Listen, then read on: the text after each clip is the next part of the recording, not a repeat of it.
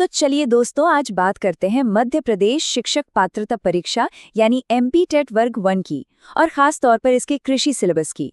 इसको ना हम लोग आज पूरी तरह से एकदम आसान भाषा में समझने वाले हैं। तो सबसे बड़ा सवाल यही है कि आखिर इस 150 नंबर के पेपर की तैयारी की कैसे जाए। तो चलिए आज इसी सिलेबस को पूरी तरह से डिकोड करते हैं ताकि तैयारी के लिए बढ़िया सा रोड मैप बन सके। तो शुरुआत करते हैं बिल्कुल बेसिक से। सबसे पहले एक बड़ा पिक्चर देखते हैं, मतलब इस एग्जाम का ओवरऑल स्ट्रक्चर कैसा है। सीधी सी बात है, ये पूरा का पूरा पेपर जो है वो 150 नंबर का है। अब असली खेल ये है कि ये 150 नंबर बंटे हुए कैसे हैं, चलिए वो देखते हैं।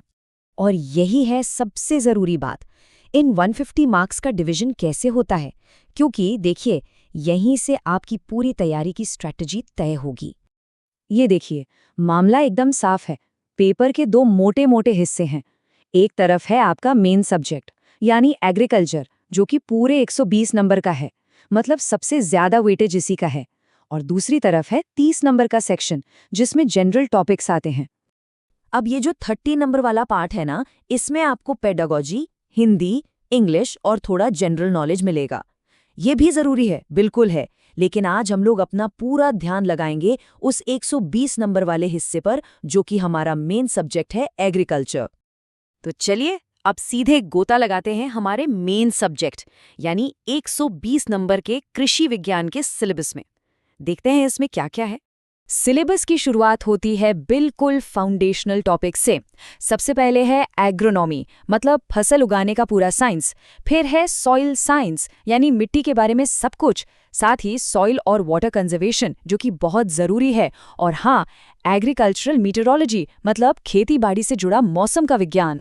इसके बाद सिलेबस थोड़ा और डीप जाता है प्लांट साइंसेज में। इसमें आपको प्लांट फिजियोलॉजी पढ़नी है, मतलब पौधे जीते कैसे हैं, खाते पीते कैसे हैं।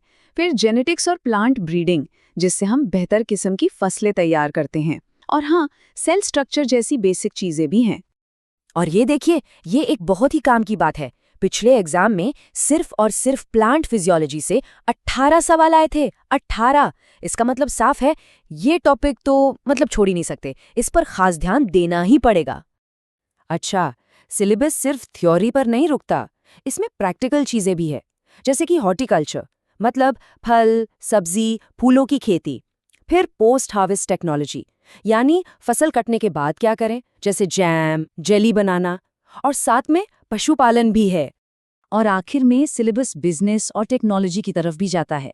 इसमें एग्रीकल्चरल इकोनॉमिक्स है, मतलब खेतीबाड़ी का अर्थशास्त्र। फिर फार्म मशीनरी है, नए नए उपकरण। और हाँ, भारत के जो बड़े बड़े एग्रीकल्चरल रिसर्च इंस्टीट्यूट्स हैं, उनके बारे में भी पढ़ना होगा। अब देखिए, बात सिर्फ एग्रीकल्चर पर खत्म नहीं होती, सिलेबस में कुछ और भी है। आपको बेसिक साइंसेस की भी अच्छी खासी जानकारी होनी चाहिए। और यहीं पर आता है पीसीएमई वाला हिस्सा।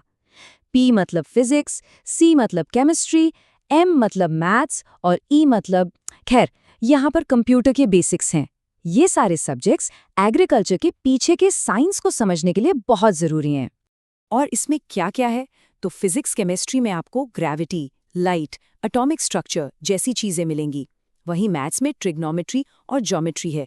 ये सब कहीं ना कहीं एग्रीकल्चरल इंजीनियरिंग और साइंस में काम आते हैं। तो इतना बड़ा सिलेबस देख लिया। अब सवाल ये है कि आखिर टारगेट क्या रखना है, पास होने के लिए कितने नंबर चाहिए। एक आइडिया के लिए आपको बता दूं, पिछली परीक्षा में जो हाईएस्ट स्कोर था वो 113 था। तो ये दिखाता है कि अगर तैयारी सही दिशा में हो तो इतना स्कोर करना बिल्कुल मुमकिन है। और ये रहे official qualifying marks. General category के लिए 150 में से 90 नंबर लाने हैं और एससी, एसटी, ओबीसी के लिए 75।